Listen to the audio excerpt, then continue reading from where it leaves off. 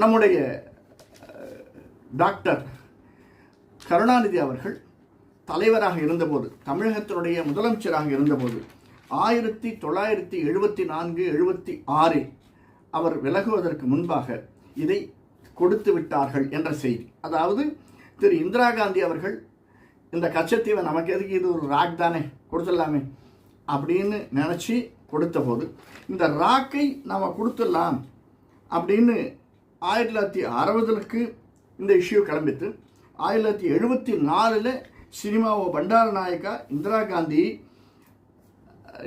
கிட்ட இந்த தீவு எனக்கு வேணும்னு கேட்கிற போது இது ஒரு ராக்கு தானே, கொடுத்துடலாம் அப்படின்னு இதை கொடுத்ததாகவும் அதற்கு நம்முடைய திரு கருணாநிதி அவர்கள் இசைந்ததாகவும் வரலாறு உண்டு.